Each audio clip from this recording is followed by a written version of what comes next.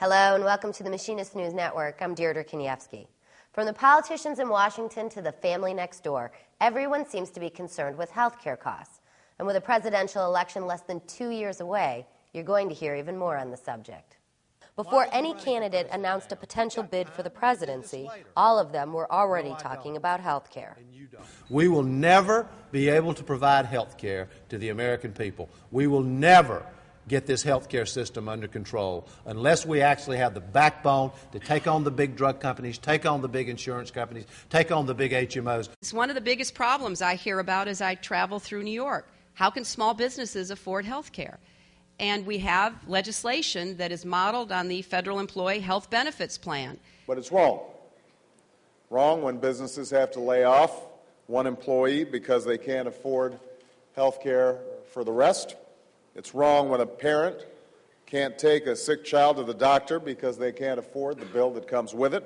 It's wrong when 46 million Americans have no health care at all in a country that spends more on health care than any nation on earth. It's wrong. Lots of issues surround the health care debate as the numbers continue to rise.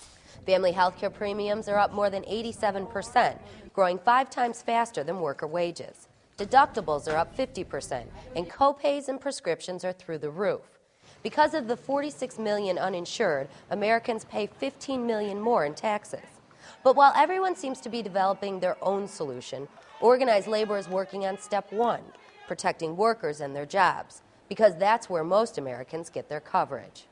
For the last 65 years, business has been the backbone of our health care delivery system for working Americans. 175 million Americans today get their health care through their place of employment. That represents today a roughly 61% of all American workers. Small business owner Sheila Ogle knows health care is the lifeblood of her 25 employees. Providing health care benefits for my employees is something that I believe in and something that I believe that I should do and that every business owner should take the responsibility to do.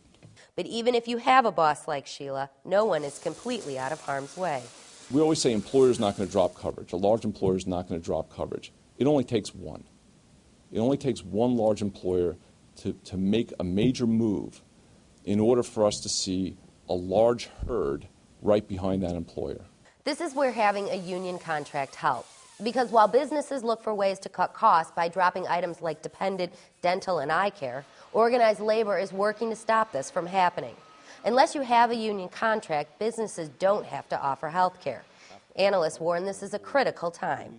There's no federal law that requires employers to offer these benefits. They do so because they believe it helps them recruit and retain workers, and they also believe it helps with the health status of their employees, ultimately the productivity of their employees, and their bottom line.